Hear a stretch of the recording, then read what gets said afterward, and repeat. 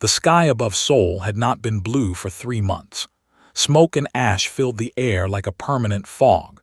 Buildings that had stood for centuries were now broken skeletons of steel and concrete. The streets were empty except for rescue teams and military vehicles moving through the ruins. Admiral Park stood at the window of the underground command center, looking at a screen that showed satellite images of Earth. Red dots covered every continent. Each dot was a bombing site. There were too many to count. She was 52 years old. She had spent 30 years in the military. She had fought pirates in the asteroid belt and rebels on Mars, but she had never seen anything like this. The Dominion had arrived without warning 11 months ago. Their ships filled the sky like a swarm of metal insects. They did not negotiate. They did not explain. They simply started killing. "Admiral," a voice said behind her, "the transport is ready." Turned to see Doctor standing in the doorway. He was a thin man in his 60s with gray hair and tired eyes. He had been Earth's chief diplomat for 15 years. He had negotiated treaties with 7 alien species. He had believed, like most humans, that the galaxy was a place of laws and order. That belief had died with the first attack. "Are you ready?" asked him. Shook his head slowly. "I have been ready for months. The question is whether they will listen." They walked together through the underground tunnels that connected the command center to the emergency spaceport. Soldiers saluted as passed. She saw the fear in their eyes. She saw the hope too. Everyone knew where she was going. Everyone knew this might be humanity's last chance. The transport was a small diplomatic vessel, painted white with the blue symbol of Earth on its side. It looked fragile compared to the warships that filled Earth's orbit, but warships would not help them now. Humanity had already lost 90% of its fleet. What remained was barely enough to slow the advance, not stop it. The journey to the Galactic Tribunal took 4 days. Spent most of that time reviewing documents and preparing her speech. Helped her understand the formal language required by tribunal law. It was complicated and old, filled with phrases that had been used for 10,000 years. "They value tradition," explained. "They believe that proper procedure prevents chaos. If we follow their rules exactly, they will be more likely to help us.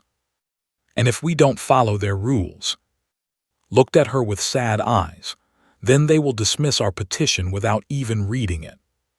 The Galactic Tribunal was located on a space station called the Circle of Law.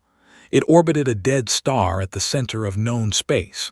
12 species had built it together, long before humans had learned to make fire. It was neutral ground, sacred ground, the one place where all conflicts were supposed to be resolved peacefully. Had seen images of the Circle of Law before, but seeing it in person was different. The station was massive, larger than Earth's moon. Its surface was covered with towers and domes of different shapes and sizes, each one built by a different species. Lights of every color blinked and glowed across its surface. Their transport docked at a port designed for human-sized beings. A guide was waiting for them, a tall creature with 4 arms and skin like polished stone. It led them through corridors that seemed to change shape as they walked, adjusting to the size and needs of different species. Finally, they reached the great chamber. 12 platforms floated in a circle around a central stage. Each platform held representatives of one species. Some were massive, filling their platforms with bodies the size of buildings. Others were tiny, visible only as clusters of lights. All of them turned their attention to as she stepped onto the central stage. She felt very small. "Speak, representative of Earth," a voice said. It came from everywhere and nowhere, translated into human language by the station's ancient systems. "The tribunal will hear your petition." Took a deep breath. She thought of Seoul. She thought of the millions who had died. She thought of the children hiding in bunkers, waiting for bombs that might never stop falling. "Honored members of the tribunal," she began, her voice steady despite her fear. "I come before you to request immediate intervention against the Dominion. For 11 months, they have attacked human colonies without cause or warning. They have destroyed our ships. They have bombed our cities. They have killed our people, military and civilian alike. She activated a holographic display. Images appeared in the air around her, a colony on fire, bodies floating in space, a city reduced to rubble, the evidence of 11 months of war. They have violated 17 articles of the Galactic Compact, she continued. They have refused all attempts at communication. They have ignored all offers of peace. They have made it clear that their goal is not conquest but extinction. She paused, looking around at the 12 platforms. Some species showed reactions she could read: shock, concern, interest. Others showed nothing at all. She did not know if they cared. She did not know if anyone cared. "We are asking for help," she said simply. "We cannot defeat them alone. If the tribunal does not act, the human species will be destroyed." The chamber was silent for a long moment. Then the questions began. "What evidence do you have that they intend extinction rather than conquest? Can you prove that humans did not provoke this conflict? Have you explored all diplomatic options? What resources can Earth contribute to a joint military response?" Answered each question as best she could, stood beside her, helping with the formal language, correcting her when she made mistakes. The questions continued for hours. Some seemed genuine, asked by species who wanted to understand. Others seemed designed to delay and confuse. Finally, the tribunal speaker, a creature of pure energy that flickered like a flame, raised one of its tendrils for silence. "The tribunal has heard Earth's petition," it announced. "The matter will be referred to the Committee on Military Intervention for review. A full hearing will be scheduled for the next cycle." Felt her heart stop. The next cycle, that is 6 standard months away. "Correct. We do not have 6 months. They will reach Earth's core systems within weeks. By the time your committee finishes its review, there will be no humans left to save."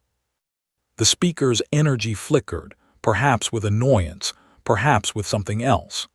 "The tribunal follows established procedures. This is how galactic law has functioned for 10,000 years. We cannot abandon our principles because one species faces difficulty." "Difficulty?" His voice rose despite her training. "Millions are dying, children are dying. This is not difficulty, this is genocide." "Your emotional response is understood," the speaker replied calmly. "But the tribunal cannot act without proper review. The petition is filed. The process will proceed." Wanted to scream. She wanted to grab the speaker and shake it until it understood, but she knew it would do no good. The tribunal had made its decision. Procedure was more important than survival. She turned and walked off the stage without another word, followed her in silence. They did not speak until they reached their transport. 6 months, said quietly. "They gave us 6 months." "They gave us nothing," replied. "They gave us words and procedures and empty promises." Looked out the window at the circle of law growing smaller as their transport pulled away. She thought about the soldiers dying in Earth's orbit. She thought about General waiting for her report. She thought about Project Hammer, the secret program that Command had been preparing for months, hoping they would never need it. "Send a message to General," she said finally. "Tell him the tribunal refused us. Tell him we are on our own." Nodded slowly, and Project Hammer closed her eyes. She knew what she was about to authorize. She knew it would change everything, but the tribunal had left her no choice. "Tell him to begin." Somewhere in the ruins in a bunker buried deep beneath the earth, humanity stopped waiting for permission. They stopped hopping for rescue. They started building something new. Something terrible. Something the galaxy would never forget. The refugee ship drifted through the darkness between stars. It was never meant for long journeys. It was an old cargo vessel that had been converted to carry survivors when the colonies started falling. Now it held 3,000 people in spaces designed for machinery and storage containers. Sorahan sat alone in the communications room on Deck 7. She was 24 years old, small and thin, with dark circles under her eyes from too many sleepless nights. Her job was simple but terrible. She listened. She listened to every frequency, every channel, every signal that traveled through space. She heard rescue calls from damaged ships. She heard last messages from dying soldiers. She heard the screams of people who knew they were about to die. And she heard the communicated on specific frequencies that human technology had learned to detect. Their language was harsh and grinding, like rocks being crushed together. Sora did not understand their words, but she understood their patterns. When they were hunting, their communications increased. When they were attacking, the channels filled with rapid bursts of sound. When they were killing, there was a particular rhythm that she had learned to recognize. She hated that she had learned to recognize it. Tonight she sat at her station with a cup of cold tea, monitoring the usual frequencies. There was far from the main battle lines, hiding in a region of space that they had already searched and abandoned. They were safe for now, but Sora knew that safety was temporary. They always came back. Her screens showed the normal activity. Human distress signals from a dozen different locations, military communications between the remaining fleet ships, civilian broadcasts asking for help that would never come, and beneath it all, the constant grinding sound of channels. Then something changed. Sora sat up straight, her tea forgotten. She checked her equipment, running quick diagnostics. The readings made no sense. The channels were going quiet, not one or two channels, all of them. Across the entire monitored spectrum, the grinding sounds were fading. She called Lieutenant on the internal communicator. He arrived 5 minutes later, still rubbing sleep from his eyes. He was a tall man in his 30s with a scar across his left cheek from an attack that had killed half his previous crew. "What is it?" he asked, looking at her screens. "The communications," Sora said. "They're stopping." Frowned and leaned closer to the displays. "Equipment malfunction." "I ran diagnostics. Everything is working correctly." "Maybe they changed frequencies." Sora shook her head. "I'm scanning all known frequencies. There's nothing. It's like they just stopped talking." Pulled up a chair and sat beside her. Together, they monitored the channels for the next 2 hours. The silence continued. Not a single transmission appeared. The grinding sounds that had filled the background of every communication for 11 months were simply gone. "This doesn't make sense," said quietly. "The fleet has over 1,000 ships.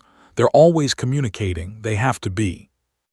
"I know," Sora replied, "but I'm telling you what I'm seeing or not seeing."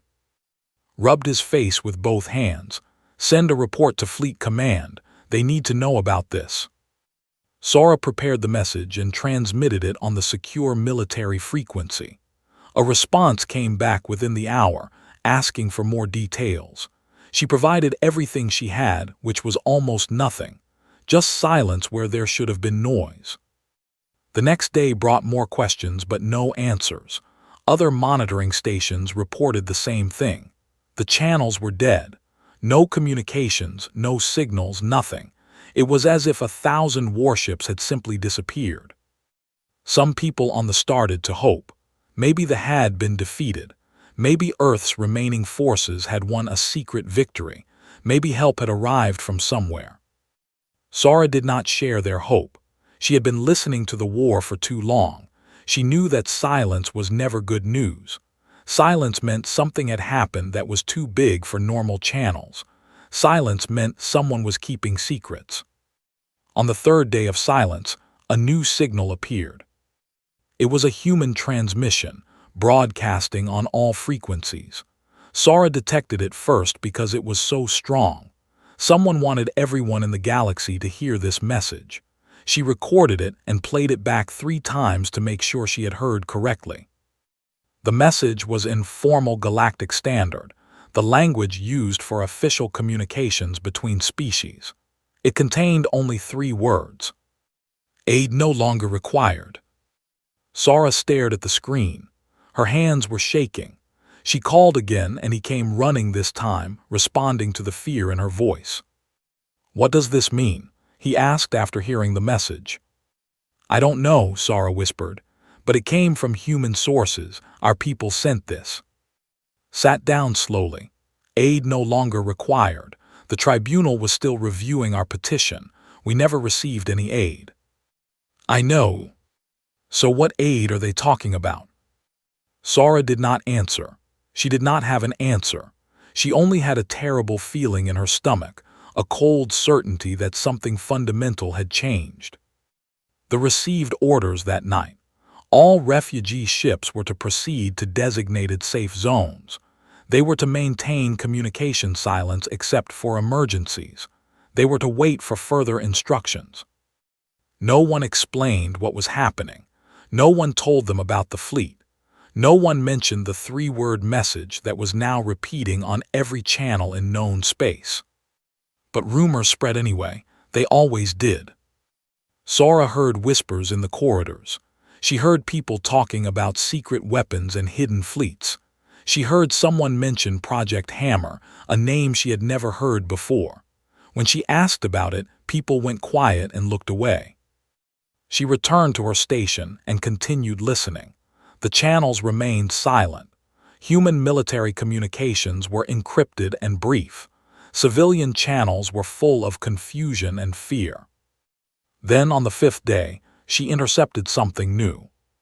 It was a video transmission, heavily compressed and sent through a chain of relay stations. The source was listed as unknown. The security protocols were nothing she had seen before, but someone wanted her to receive it because it appeared directly on her personal screen without any attempt to hide its origin. She played the video. The image showed space, stars and darkness, nothing unusual. Then the camera moved, focusing on a shape in the distance. It was a warship, one of their heavy cruisers. She recognized the design from intelligence briefings. The warship was dead. Its lights were dark, its engines were cold. It drifted without power or purpose like a corpse floating in water, and it was not alone. As the camera pulled back, more shapes appeared, dozens of them, hundreds, all ships, all dark, all dead. The camera continued moving, revealing more and more of the scene. Sara counted over 200 ships before she lost track.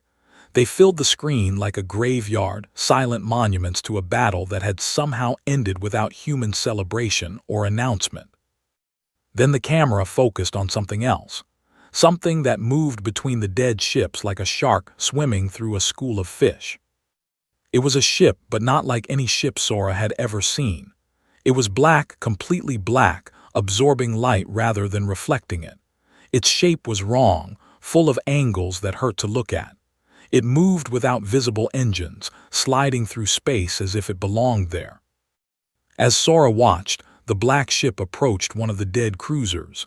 It did not fire weapons. It did not attach docking clamps. It simply touched the hull with one of its strange angles. And the ship began to dissolve. The metal seemed to flow like liquid, streaming away from the cruiser's structure and into the black ship. The process was slow at first, then faster and faster. In less than a minute, the cruiser was gone, completely gone. Nothing remained but empty space. The black ship was larger now. Sara stopped the video. Her hands were shaking so badly that she could barely operate the controls. She understood now. She understood the silence. She understood the message.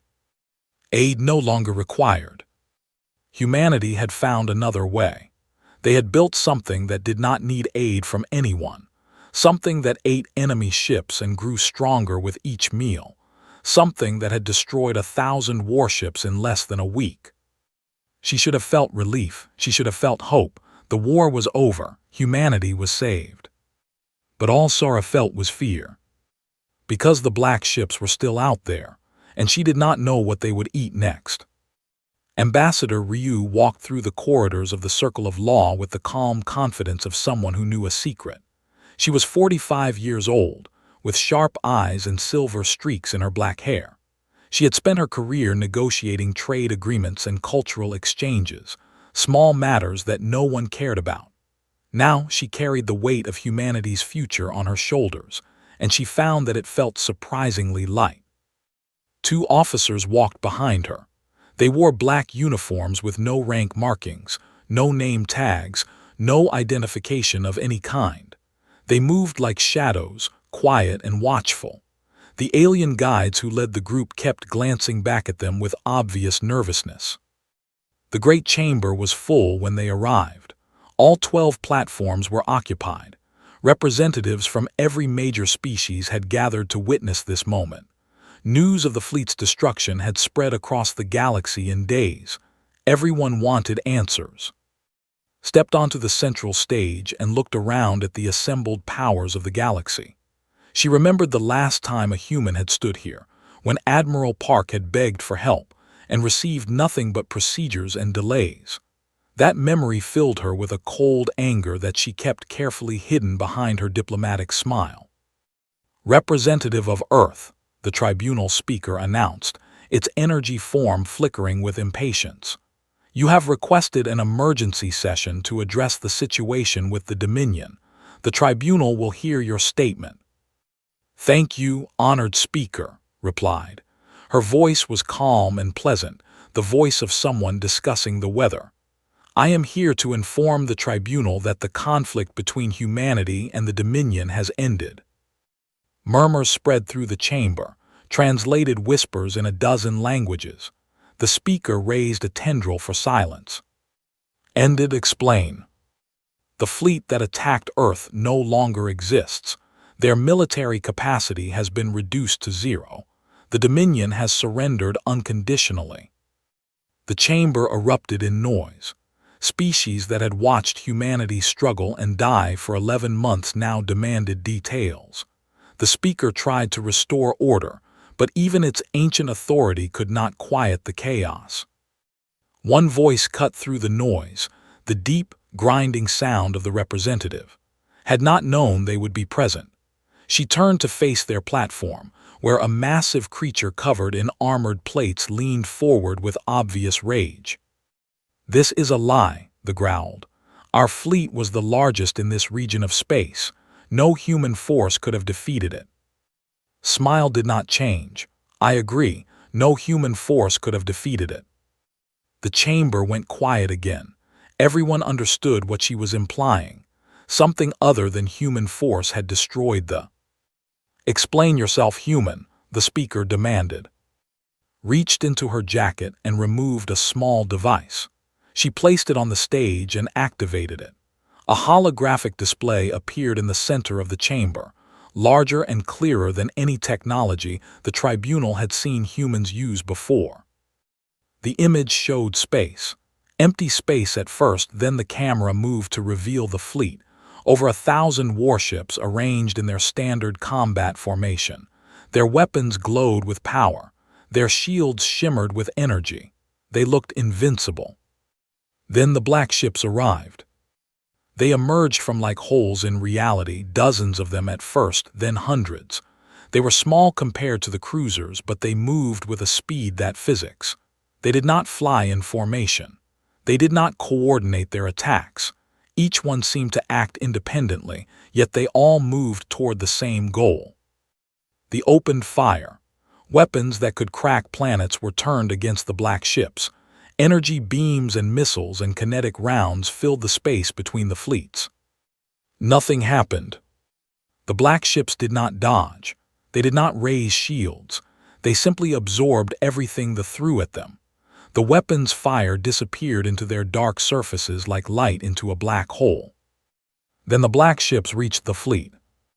They did not fire weapons. They touched. And wherever they touched, metal dissolved. Ships that had been built over decades fell apart in seconds.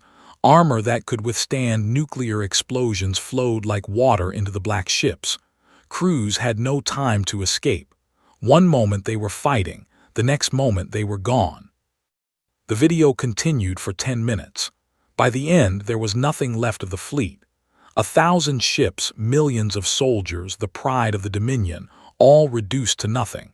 And the black ships were still there, larger now, waiting in the darkness. deactivated the display. The chamber was completely silent. "What," the speaker said slowly, "are those?" "We call them the Swarm," replied.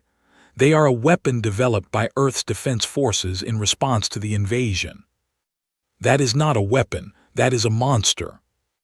Tilted her head slightly. "Is there a difference?" The representative was trembling now, its armored plates clicking against each other.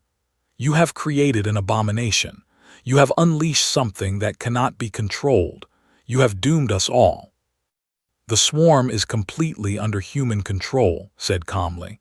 "It follows our commands. It stops when we tell it to stop. It is simply a tool like any other military technology." "A tool that eats ships and grows stronger," another representative demanded. "A tool that reproduces itself. How long before it decides that human ships are food too?" Smiled again. It was not a friendly expression. The Swarm was designed by humans, built by humans, and controlled by humans. It recognizes human technology and will never harm it. But I understand your concern. You are worried that the Swarm might turn against other species. Against you. The chamber was silent. "Let me reassure you," continued. "The Swarm is currently positioned at the edge of space. It has received orders to hold its position and wait. It is not advancing. It is not consuming. It is simply existing." "And if we attack it?" someone asked. His eyes went cold. "Then you will share the fate of the—" The threat hung in the air like poison. No one spoke. No one moved. 12 species that had ruled the galaxy sat in silence, contemplating a future where humanity held a weapon that could not be stopped. The speaker finally broke the silence. "The tribunal will need time to discuss this development. We request that humanity withdraw the Swarm from space while negotiations continue." "No." The word was simple and absolute, did not explain or justify. She simply refused. "You cannot refuse the tribunal," the speaker said, its energy form flickering with anger. "I believe I just did," clasped her hands in front of her. "The tribunal had the opportunity to help humanity when we were dying. You chose procedure over lives. You chose tradition over survival. Now humanity has solved its own problem, and we do not require your permission for anything. This is not how galactic law works. Galactic law failed us. We found something better." The representative rose from its platform, looming over the chamber like a mountain of armor and rage. "You will pay for this, humans. The Dominion will rebuild. We will return with a fleet larger than before. We will crush you and your abomination." Looked up at the massive creature without fear. "The Swarm is currently holding position at the edge of your space. One command from me, and it will resume its advance. You're 3 days away at the Swarm's current speed. Your colonies will fall in a week. Your species will be consumed in a month." She paused, letting the words sink in. "But we are not monsters. We do not want extinction. We want peace. So here is my offer. The Dominion will disarm completely. You will pay reparations to the families of every human you killed. You will sign a treaty recognizing human space as inviolable, and in return, we will order the Swarm to hold its position. Your species will survive." The representative stood frozen, caught between rage and fear. Every species in the chamber understood what was happening. Humanity was dictating terms to a power that had nearly destroyed them, and there was nothing anyone could do about it. "What about the rest of us?" another representative asked quietly. "What does humanity want from the tribunal?" Turned to face the full assembly. "We want nothing from you. We asked for your help and you refused. We solved our problem alone. Now we will continue alone. The Swarm will remain under our control. It will not advance unless we are attacked. But let me be clear about one thing." She looked at each platform in turn, meeting eyes and sensors and energy patterns. "Humanity will never beg for help again. We will never stand before this tribunal as petitioners. The next time we come here, we will come as equals, or we will not come at all." She turned and walked off the stage. Her two shadow officers followed in silence. Behind her, the chamber remained frozen, 12 species contemplating a galaxy that had just changed forever. The tribunal had wanted humanity to be patient. Now they understood what patience had cost them. Director Minu had not slept in 4 days. He sat in a small room deep inside the circle of law, facing 3 alien investigators who had been sent by the tribunal to understand what humanity had created. The room was designed for human comfort, but nothing about this situation was comfortable. The lead investigator was a creature called a listener, from a species that specialized in gathering information. It had no visible eyes, only a smooth surface where a face should be, covered with thousands of tiny sensors that could detect lies, emotions, and even thoughts. The other 2 investigators were recording devices that looked like floating crystals. "Director," the listener said, its voice soft and careful, "humanity has agreed to this interview as a gesture of good faith. The tribunal wishes to understand the nature of the weapon you call the Swarm. Will you explain its origins?" Minu took a deep breath. He was 60 years old, a scientist who had spent his career designing ships and weapons for Earth's defense forces. He had gray hair, tired eyes, and hands that still carried chemical burns from the early experiments.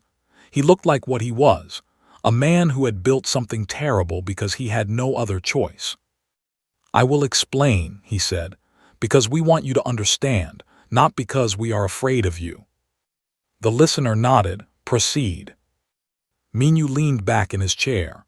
When they attacked, humanity had a decent military, not large by galactic standards but capable. We had ships, weapons, trained soldiers. We thought we could defend ourselves. And we were wrong. The fleet was bigger, faster, and more advanced than anything we had faced. In the first 3 months, we lost 90% of our navy. By the 6th month, we had lost most of our colonies. By the 9th month, they were bombing Earth itself. The listener's sensors pulsed gently. The tribunal was aware of these events. Your petition was under review. Minu's eyes hardened. Under review, yes. While our cities burned, your committees met. While our children died, your lawyers debated procedure. We understood very quickly that no help was coming. So you decided to build the Swarm. No, we decided to survive. The Swarm was how we did it. Minu stood up and walked to a small window that looked out at the stars. He spoke with his back to the investigator, remembering those desperate days in the bunker beneath. "I led a team of 200 scientists and engineers, the best minds humanity had left. General gave us one order: create something that can win this war. He did not care about cost. He did not care about risk. He did not care about consequences. Win or die, those were our options. And your solution was self-replicating machines." Minu turned to face the listener. "Our solution was survival. We looked at the fleet and asked a simple question. How do you defeat an enemy that has more ships, more weapons, and more soldiers? The answer was obvious. You create something that grows faster than they can build." He returned to his seat. "The concept is not new. Your species calls them machines, I believe. Self-replicating systems that use available materials to create copies of themselves. The theory has been known for centuries, but no one had ever built a weapon based on this concept. It was considered too dangerous. And yet you built it anyway." "We built it because we had no choice. A conventional fleet takes years to construct. We had weeks. The only way to match the numbers was to create something that built itself." The listener leaned forward slightly. "Describe the Swarm's capabilities." Minu was silent for a moment, choosing his words carefully. "Each unit of the Swarm is a small ship, approximately the size of a human transport shuttle.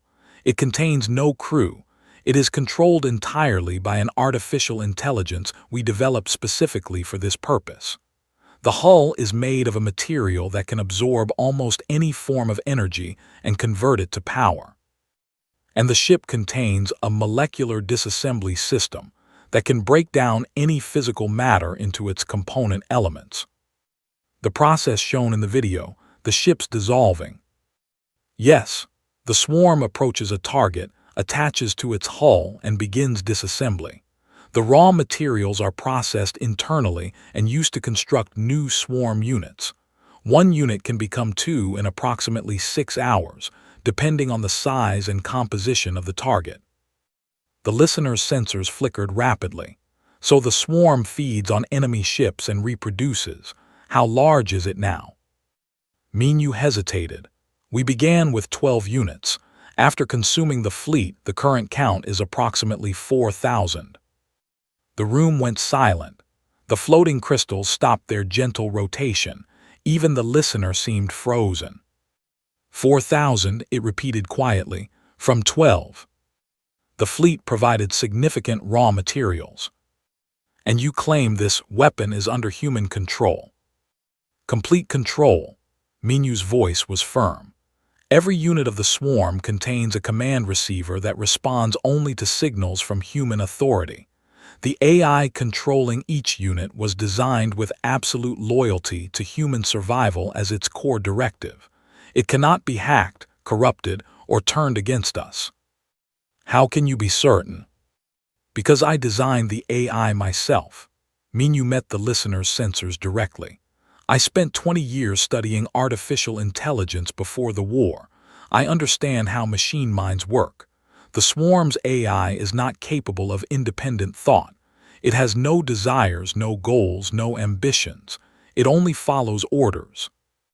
The claim you have created a monster that will eventually consume the galaxy. Minyu smiled, but there was no humor in it. They tried to exterminate humanity. They killed millions of our people. They bombed our children in their homes. Forgive me if I do not care about their opinions. But the question remains. What happens if the swarm receives no orders? What happens if humanity loses control? Minyu was quiet for a long moment. When he spoke, his voice was softer. The swarm is designed to wait. If it receives no orders, it holds position. It does not advance, does not consume, does not reproduce. It simply exists, patient and still, until someone tells it what to do. And if humanity is destroyed, if there is no one left to give orders? This was the question Minyu had been expecting. The question that everyone in the galaxy was asking. He took a deep breath before answering. If humanity is destroyed, the swarm's final protocol activates. It will wait for 1 standard year. During that time, any surviving humans can issue new commands. After 1 year with no contact, the swarm will assume that humanity has been eliminated by hostile action. And then, Minyu looked directly at the listener. And then it will follow its core directive, ensure human survival. It will identify the species responsible for humanity's destruction and eliminate them. Then it will find any preserved human genetic material and begin the process of rebuilding our species. The listener was silent for a long time. The crystals had stopped recording. The room felt heavy with the weight of what had just been revealed. You have created a revenge system, the listener said finally. If anyone destroys humanity, they will be destroyed in turn. Yes. The entire galaxy could be consumed. Yes. And you consider this acceptable? Minyu stood up again. His hands were shaking slightly, but his voice was steady. 11 months ago, I watched my daughter die in a bombing. She was 7 years old. She was hiding in a shelter that was supposed to be safe. The bombs found her anyway. He turned to face the listener. I do not want the galaxy to burn. I do not want other species to suffer what we suffered. But I will not apologize for creating a weapon that ensures my species survives. We asked for help and you refused. We did what we had to do. The tribunal. The tribunal failed us. Procedures and committees and reviews while children died. You had the power to save millions of lives and you chose to schedule meetings instead. Do not lecture me about acceptable costs. You have no right. The listener rose slowly. "This interview is concluded. The tribunal will review your testimony and determine appropriate responses." "Respond however you like," Minyu said. "It will not change anything. The swarm exists. Humanity survives, and we will never trust anyone else to protect us again." He walked to the door and paused, looking back at the listener one final time. "Tell your tribunal this. We did not want to build a monster. We wanted to live. If the galaxy finds that frightening, then perhaps the galaxy should ask itself why it forced us to make this choice." He left the room. Behind him, the listener's sensors continued to pulse with readings it did not want to believe. Humanity had not just built a weapon. They had built a guarantee. As long as the swarm existed, no one could destroy them without being destroyed in turn. The galaxy had never faced anything like it. And the swarm was still growing. 18 months had passed since the first attacked Earth. 18 months of war, death, desperation, and rebirth. Now Admiral Park stood once again in the great chamber of the Galactic Tribunal, looking at the same 12 platforms, the same alien representatives, the same speaker who had told her to wait while her people died. But everything else had changed. She was not alone this time. Behind her stood a delegation of 20 humans, including Ambassador Ryu, Director Minyu, and General. They wore new uniforms of black and silver, the colors of the fleet that had saved humanity. They stood straight and proud, without the desperation that had marked their last visit. The chamber was different too. The representatives who had watched with distant interest before now watched with fear. The platform was empty. Their species had withdrawn from the tribunal entirely, hiding in what remained of their territory. Other platforms showed empty seats where diplomats had once sat, representatives who had decided that distance from humanity was safer than presence. The speaker's energy form flickered as it spoke. "The tribunal recognizes the representative of Earth. You have requested this session to address the current state of galactic affairs. Proceed." Took a step forward. Her voice was clear and strong. "Honored members of the tribunal, I come before you today to announce the conclusion of hostilities between humanity and the Dominion." She paused, looking around the chamber. They have accepted unconditional surrender. Their military forces have been disbanded. Their weapons have been destroyed. Their leaders have agreed to stand trial for crimes against humanity. A murmur passed through the assembled species. The speaker raised a tendril for silence. "Furthermore," continued, "the has requested human protection. They fear that without our presence, neighboring powers may attempt to take advantage of their weakness. We have agreed to provide this protection." The irony was not lost on anyone. The species that had tried to exterminate humanity was now begging for human help. The weapon they had awakened now shielded them from other threats. "The tribunal acknowledges this development," the speaker said carefully. "What does humanity request in return for this information?" Smiled. It was the same cold smile that Ambassador had worn months ago. It was becoming a human expression, that smile, a warning and a promise combined. "We request nothing. We are not here to petition. We are here to inform." She activated a holographic display that filled the center of the chamber. It showed a map of the galaxy, with human space marked in blue and the swarm's current position marked in black. The swarm currently holds position at 3 strategic points around space. It consists of approximately 6,000 units, with the capacity to double in size within days if needed. It is fully operational, fully controlled, and fully ready to respond to any threat against humanity. She let the image hang in the air for a moment before continuing.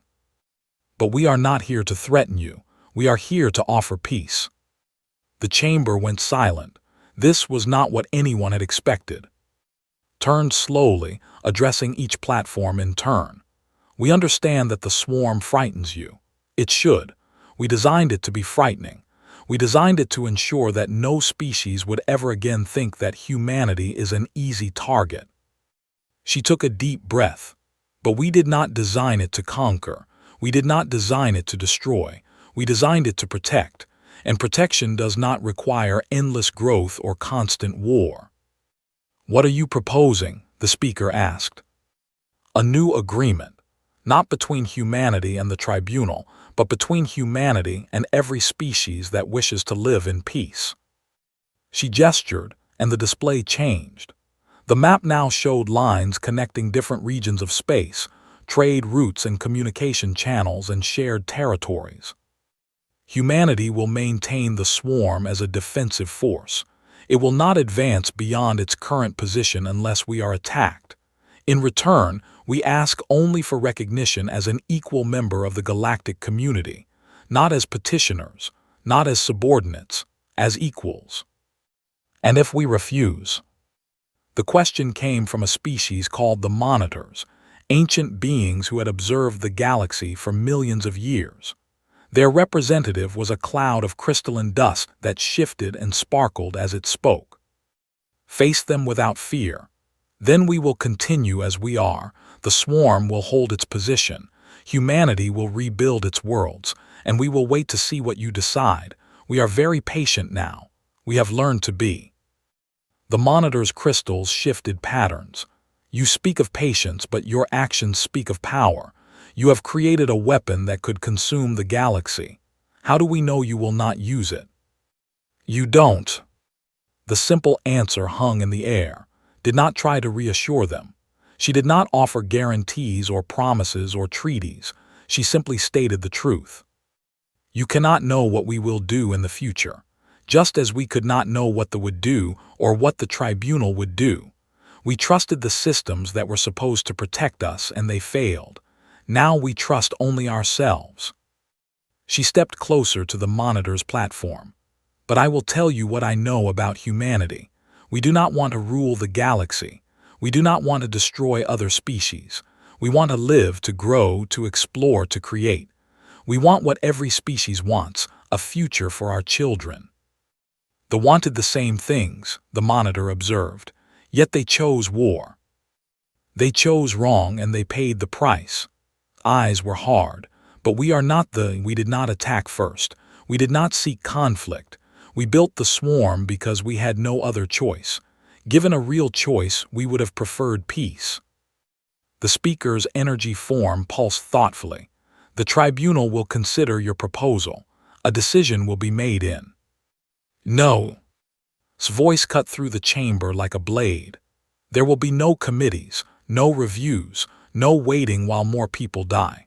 The tribunal will vote today now in this chamber.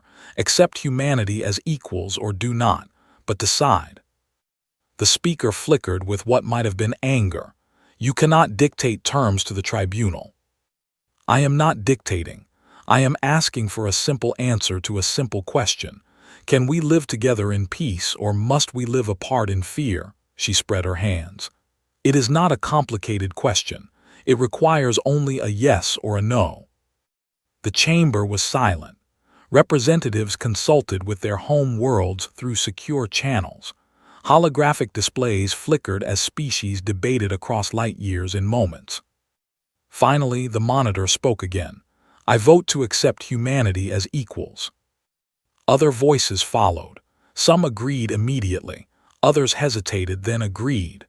A few remained silent, neither accepting nor rejecting. But when the counting was done, the result was clear. Humanity was no longer a minor species to be ignored or exploited. Humanity was an equal partner in galactic civilization, with all the rights and responsibilities that entailed. Bowed her head slightly. Thank you. Humanity accepts the tribunal's decision. We will honor our agreements and work toward a future where the swarm is never needed again. She turned to leave, then paused and looked back at the assembled representatives. I want you to remember something. 18 months ago, I stood in this chamber and begged for help. I told you that my people were dying. I asked you to save us, and you told me to wait. Her voice was quiet now, but it carried to every corner of the chamber. We waited. We waited while bombs fell on our cities. We waited while our children screamed for help that never came. We waited until we realized that waiting meant dying. She met the speaker's energy gaze directly. We will never wait again. We will never beg again. We have the swarm now and it will protect us forever. But understand this. The swarm exists because you failed us. Every ship in that fleet, every unit that grows and waits in the darkness, is a monument to the day when the galaxy turned its back on humanity. She walked toward the exit, her delegation following in silence. We hope for peace, she said without turning around. We will work for peace, but we will never again trust anyone else to provide it. That lesson cost us millions of lives. We learned it well. The doors closed behind her. The great chamber remained silent for a long time. Outside in the void between stars, the swarm waited, patient, infinite, ready. It did not hunger. It did not hate. It simply existed, a promise and a warning in the shape of 6,000 ships that could become 6 million if needed. A guarantee that humanity would survive, no matter what the galaxy decided. The tribunal had granted aid, exactly as humanity had requested 18 months ago. It came with full recognition, trading rights, and protection under galactic law. It came too late to stop what humans had unleashed. And deep in the hearts of every species that had witnessed humanity's transformation, a new understanding took root. They had thought humans were young. They had thought humans were weak. They had thought humans could be ignored. They would never make that mistake again. The galaxy had learned to fear the silence of humanity's patience. And somewhere in the reconstructed command center beneath Sol, Admiral Park finally allowed herself to weep for the dead, for the living, and for the terrible future they had built to survive. The war was over. But what came next would change everything. Forever,